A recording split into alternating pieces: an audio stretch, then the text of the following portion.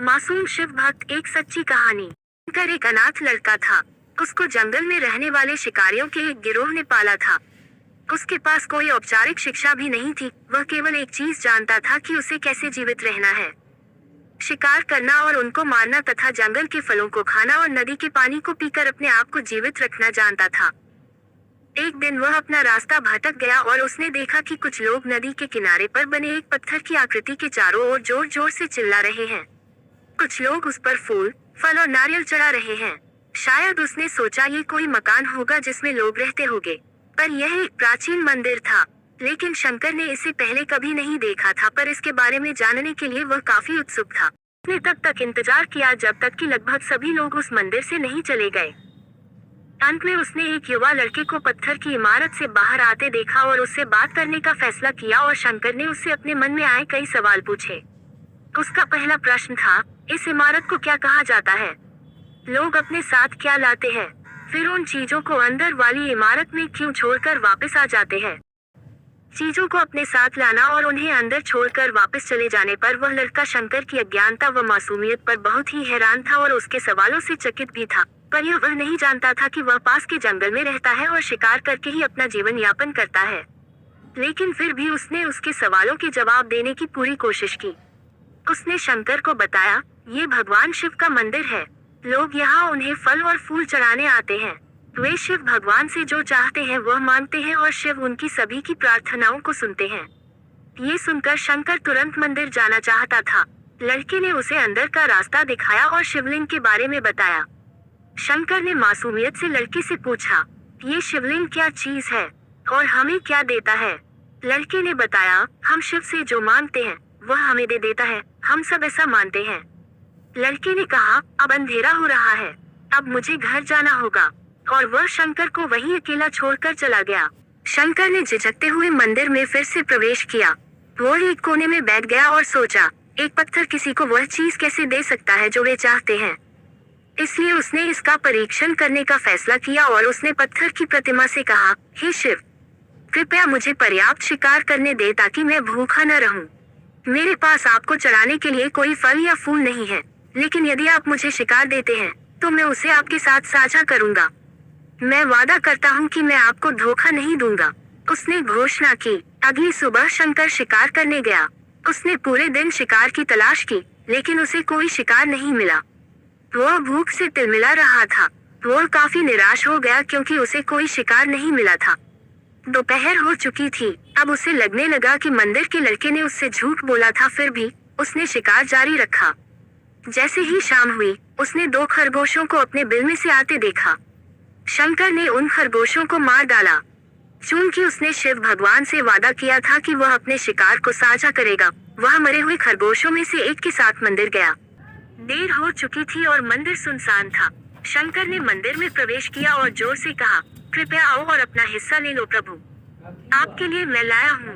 वो वहाँ बैठ गया और अंधेरा होने तक प्रतीक्षा करने लगा, लेकिन भगवान प्रकट नहीं हुए।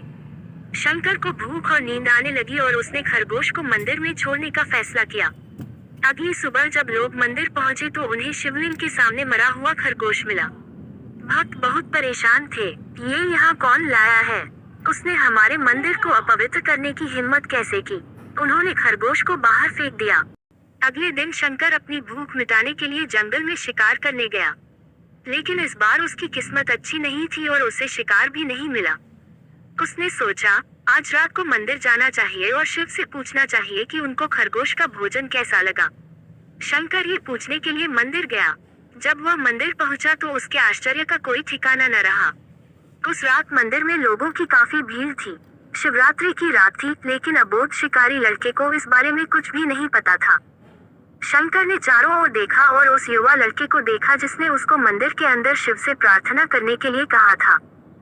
चूंकि उसे इतने सारे लोगों के आसपास रहने की आदत नहीं थी, उसने वहीं रुकने का फैसला किया और पास के एक बेल के पेड़ पर चढ़ गया। यह एक लंबा इंतजार था और समय बिताने के लिए उसने पेड़ से पत्ते तोड़कर जमीन पर फेंकना शुरू कर दिया। उसे अज्ञात पेड़ के नीचे एक छोटा सा शिवलिंग था, जिसकी पूजा लंबे समय से नहीं की गई थी। शंकर के द्वारा फेंके गए बेल के पत्ते उस शिवलिंग पर गिरे। शंकर भजनों से मंत्रमुग्ध हो गया और धीरे धीरे 7 गाना और पंचाक्षरी मंत्र का जाप करना शुरू कर दिया। रात भोर में बदल गई और सभी भक्त मंदिर से चले गए।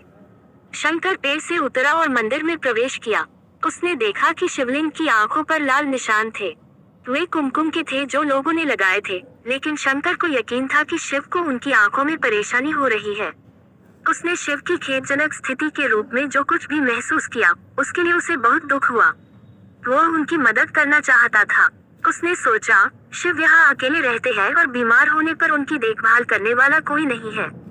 जब तक भक्त उनसे मिलने नहीं आते, उन्हें भोजन भी नहीं मिलता।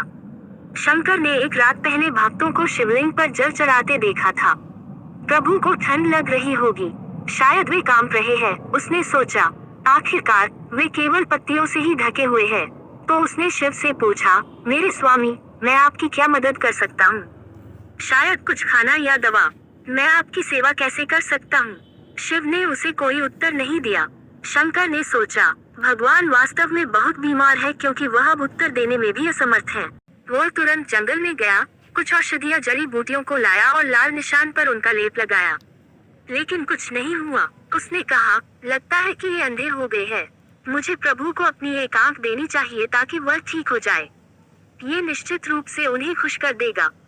उसका दिल पवित्र था और उसने वहां शिव के हाथ में रखे त्रिशूल को उठाया और त्रिशूल को अपनी दाहिनी आंख की ओर ले गया और अपनी आंख को निकालने का प्रयत्न किया। शंकर अनपढ़ था, उसे मंत्रों या पूजा के उचित तरीकों का कोई ज्ञान नहीं था, लेकिन उसकी भक्ति की कोई सीमा नहीं थी। जैसे ही वह अपनी आंख निकालने वाला था, शिव अपनी पत्नी पार्वती के साथ प्रकट हुए। उन्होंने पार्वती से कहा, इस भक्त शंकर ने अनजाने में शिवरात्रि पर उपवास किया, बेल के पत्तों से मेरी पूजा की और साबित किया कि उनका दिल बेदाग व पवित्र है। मैं अपने इस भक्त पर काफी प्रसन्न हूँ। शिव भगवान ने शंकर से कहा, तुमने मुझे अपनी मासूमियत के कारण जीत लिया है। प्रभु ने मुस्कुराते हुए कहा, लोग मुझसे हर समय झूठे वादे करते रहते हैं और कुछ न कुछ मुझसे मांगते रहते हैं, पर जैसे ही उन्हें मुझसे मांगी चीज मिल जाती है तो वे मुझे भूल जाते हैं। दूसरी ओर तुमने मेरे साथ एक सच्चे इंसान की तरह व्यवहार किया और यह वास्तव में बहुत ही दुर्लभ है। अब से तुम मेरे इस संसार में सबसे बड़े भक्त माने जाओगे और तुम्हारा नाम मेरे साथ सदा जुड़ा रहेगा। तुम कई सदियों तक जीवित रहोगे। इस बात को कहकर भगवान शिव व मां पार्वती अंतर्ध्यान हो गए। तभी से लोग शिव के साथ शंकर भी लगाने लगे। राम कृष्ण रस्तोगी। कहानी अच्छी लगी हो तो इस चैनल को सब्सक्राइब करें। ऐसी मजेदार कहानी के लिए हर हर महादेव भक्ति अंकित पंडित सब्सक्राइब करें चैनल।